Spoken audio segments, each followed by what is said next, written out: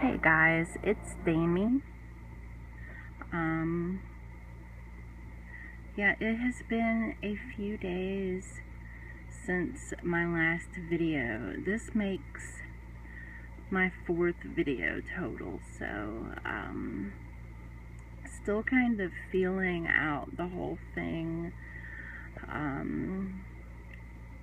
sort of what I want to do with the channel, and, just kind of getting comfortable actually recording myself in these videos to upload where millions and millions of people watch them, especially for someone with social anxiety like I have, just anxiety in general and depression, and I've got a long list. And I tell you what, if I was back in my teenage years, there's no way that I would be able to do this. I would literally be petrified. And maybe we'll do sort of a story time. I haven't even thought about what I want this video to be. I just wanted to go ahead and make one because it had been a few days. If you guys haven't seen my previous videos, the last couple were sort of montages of me speaking and mostly showing sort of some of what it's like to be out flying a sign. And if you're not familiar with the vernacular, flying a sign is what it's called when, you see the people standing on a corner with the cardboard sign saying, "Please help."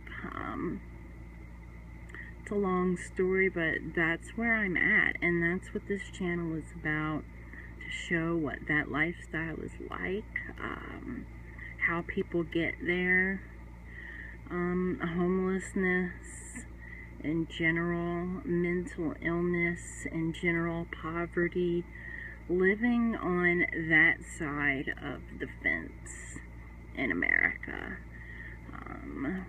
I live in Texas. I'm not from here, but I am from the South, so that gives it a certain flavor too.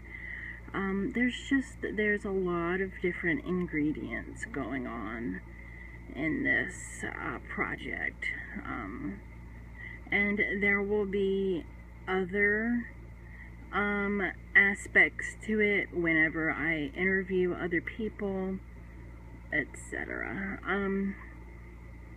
Like I said, it has been a few days since my last video. If you did watch any of my previous videos, you know that my camera on my phone was just destroyed. The screen on the front, the front-facing camera, someone dropped my phone and it shattered, and I was trying to live with it, but it just slowly was disintegrating. Pieces were falling off, and it got to the point where it was no longer functional at all. So I was lucky enough that my mom, bless her heart, she had insurance on it. She's the one that bought me the phone. And there's a lot of guilt there, and that's something that I want to explore at some point. Just how it feels to disappoint your parents. I'm an only child, and my dad is not really, let's just say he's dad in quotation marks. He's not really my dad. He's just kind of a sperm donor, and really, I probably would have been better off if he was a sperm donor. One of my earliest memories is asking him, "Hey,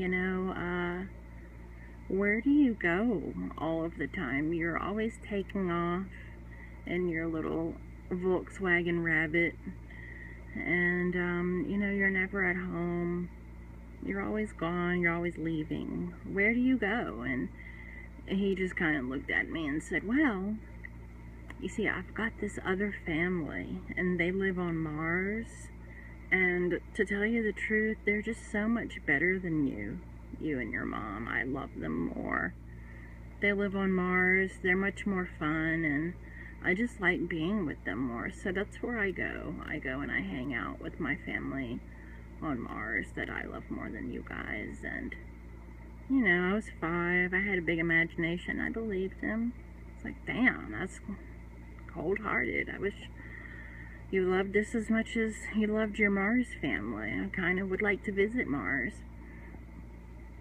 Which is funny because he also told me for years that we were going to build a rocket ship together in the backyard, and I believed him, and I couldn't wait to build this rocket ship. And like I said, I have a big imagination. It took me a long time to realize that that wasn't going to happen, just like the ice cream factory. We were never going to go to the ice cream factory.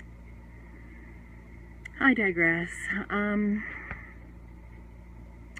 Yeah, so I just kind of wanted to get caught up and upload a video. Today was a really bad day. I always say that, but damn, it's hard out there, you guys. I went to go fly my usual spot down the hill. You guys have seen it if you've watched any of my other videos, and one of the regular homeless people, they call him Santa. His name's Danny. But if you're from Austin, you may know him. He looks kind of like Santa Claus. Not really. He likes to think he looks like Santa Claus, but he really just has white hair and a beard. But he's disgusting. He's filthy. His hair's greasy, you know. God bless him. Not really, because he's kind of horrible, but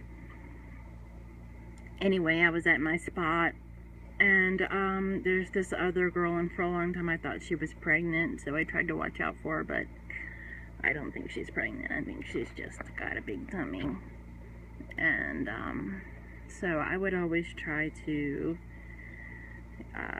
cut her special breaks and stuff, take care of her, but like I said, I don't think she's pregnant, but I still try to watch out for people. Anyway, I waited for her to get done, and I got on the spot where she was, and I haven't been on that spot in days, and it's my usual spot, and I had been there for about 20 or 30 minutes, and up rolls Danny, and he's like, I've been waiting for that bubble-butted bitch, to get off for 2 hours, and I'm gonna fly here, whether you like it or not.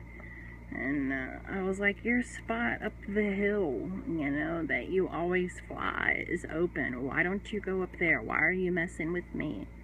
And he's like, I'm having trouble with them up the hill. And those are the people who are all methed out. So, you know, you've got some that are on meth and some that are drunk. Of course, there's going to be drama.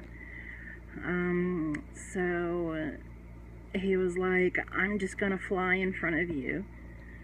And that means that he got his sign out, and he just, while I was holding my sign, he stood in front of me. And people will do that, and it's called flying in front of you, you know, and people see that, and nobody makes any money. They're just like, I don't know what's going on with these 2 homeless people, but I am not getting involved in any hobo drama. And so nobody makes any money, and it's sort of a Mexican standoff until somebody gives up, and I gave up. I told him I hope he choked on it, and I went up the hill. And, you know, I tried to fly up the hill. Nobody was given anything. I crossed the street and I went on the other side by H-E-B, and there was somebody there already. And so I was going to wait my turn, and thankfully they were nice enough. They had already made their money. They left. And so I started flying there, and again, nobody was given anything. And then here comes Irene, who's this little crackhead girl, and she's like, you need to get going. I'm gonna fly in front of you. So I had to go through that again. But thankfully crackheads don't have much patience, so she took off after a little while. And I met some nice people. I told them about this project one lady, I can't remember her name, it starts with a D. It was an unusual name. I think it was, I don't know, I want to say Darylyn, or I don't know, but she gave me $10. God bless her.